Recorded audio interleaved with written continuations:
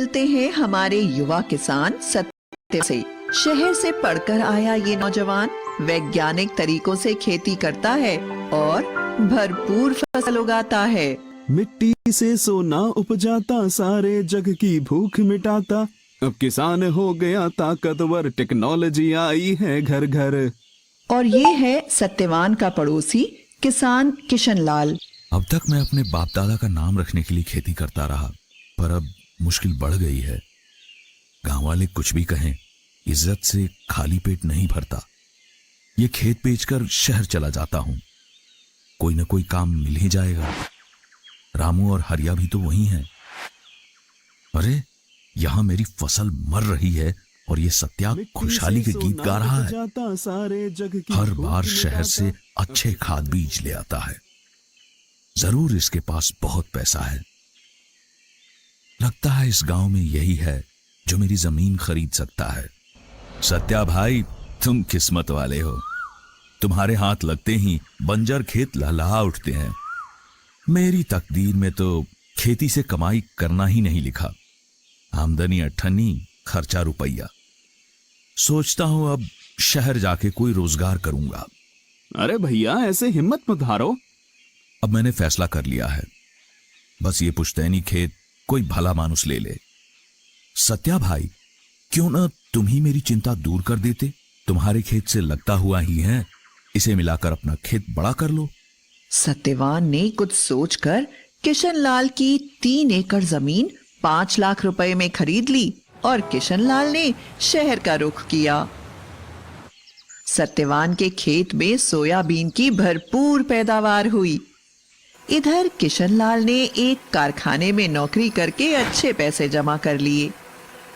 जब वह गांव वापस आया तो देखता है कि उसके खेत का तो काया पलट हो गया। अरे ये तो चमत्कार हो गया। मेरी बंजर जमीन पे इतनी उपज कैसे? किशन लाल ने खेत बेच तो दिया था, पर उससे मोह नहीं छूटा था। फिर उसी खेत को ऐसी फसल उपजाते देख उसका मन बदल गया। फिर रात भर सोचता रहा कि कैसे भी हो सत्यवान से अपना खेत वापस लेगा और जम के खेती करेगा। आओ किशन भैया, सब कुशल मंगल। वैसे तो सब ठीक है, पर शहर की भागम भाग से परेशान हो गया हूं। सोचता हूं गांव ही में रहकर खेती करूं, वह भी तुम्हारे तरीकों से। ठीक सोचते हो भैया, अपनी जमीन से जुड़ के रहने की बात ही कुछ और है। मैं भी इसलिए शहर से लौट आया।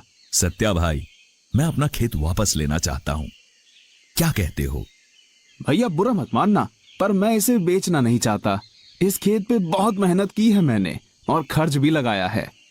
वो तो दिख ही रहा है। तुमने 5 लाख में लिया था, मुझसे 7 लाख ले लो। भैया आप जिद ही करते हो तो आज इसकी कीमत कम से कम 10 लाख होगी। तुमसे ऐसी उम्मीद नहीं थी सत्या। मेरा ही खेत मुझे दुगने दाम पर बेचना चाहते हो? वो भी सिर्फ आपके लिए, वरना मैं तो बेचना ही नहीं चाहता। ये तो सरासर बेईमानी है। मैं ये मामला पंचायत में ले जाऊंगा। जैसा आप ठीक समझो भैया।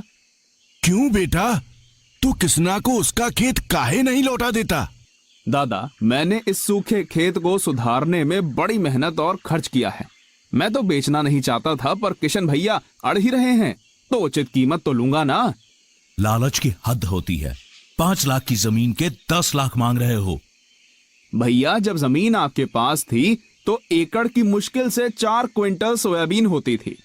अब पूरे 9 क्विंटल उतरती है। भैया ऐसा भी हो सकता है क्या? ऐसा भी हो सकता है? अरे मुझे तो यकीन ही नहीं होता है।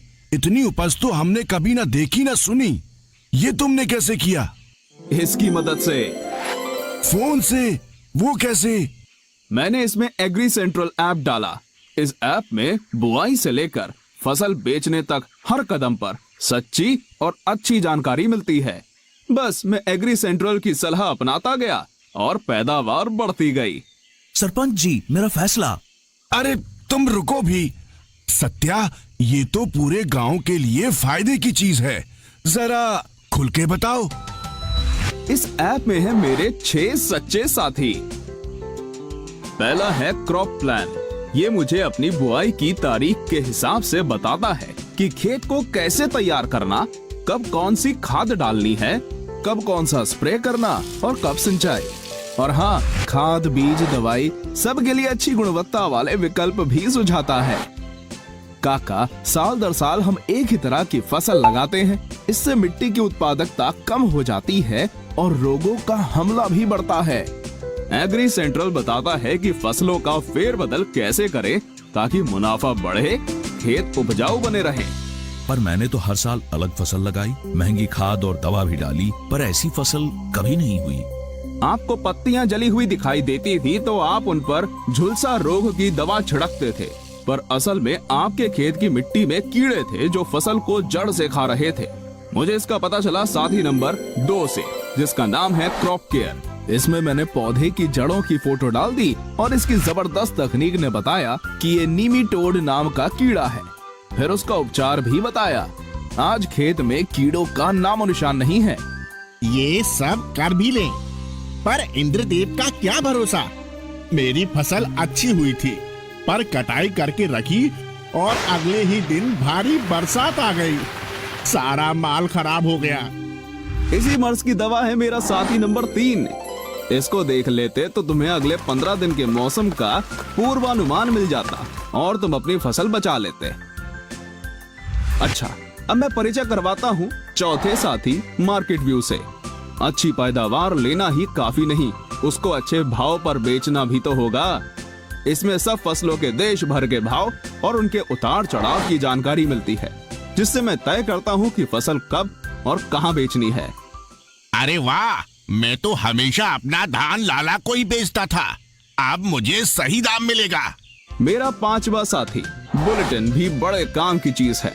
इसमें मैं कृषि जगत की खबरें पढ़ता हूँ। कौन सी नई तकनीक आ रही है, सरकार की कौन सी योजना फायदेमंद है। इसी ने मुझे बताया कि स्प्रिंकलर सेट पर 80% अनुदान है। छठा और सबसे अनोखा साथी है फार्म वॉइस। आप सबने फेसबुक तो देखा ही होगा, समझो ये किसानों का अपना फेसबुक है। इससे मैं दूर दराज के किसानों से जुड़ता हूँ, अपनी समस्याएं साझा करता हूँ और हो सके तो दूसरों का समाधान भी करता हूँ। एग्री सेंट्रल के वैज्ञानिक भी अपनी सलाह देते हैं। ये सब तो अंग्रेजी में होगा, वो हमें कहाँ आती है। नहीं जतिन दादा, ये ऐप हिंदी में भी है। आप अपनी भाषा में पढ़ सकते हो और लिख भी सकते हो। जब ये ऐप इतना सब कुछ देता है तो इसकी कुछ फीस भी तो होगी। नहीं रमेश, ये बिल्कुल मुफ्त है। लाओ, अभी तुम्हारे फोन में डाल देता हूँ। भाई, तुमने वाकई में कमाल कर दिया। ये खेत तुम ही रखो और दिन दूनी रात चौगनी तरक्की करो। तुमने मुझे एग्री सेंट्रल दे दिया, यही मेरे लिए काफी है। मेरे भाई की जमीन परती पड़ी है, उसकी साझेदारी में खेती करूंगा और तुम्हारी तरह खुशहाल किसान बन जाऊंगा। स्मार्ट किसान भैया। लो जी, इन्होंने तो अपना झगड़ा सलटा लिया और गांव वालों को एक खजाने की चाबी भी दे दी। जब हो अच्छी पैदावार हम कैसे माने हार, आ गया है एग्री सेंट्रल लेके खुशियों की बौछार।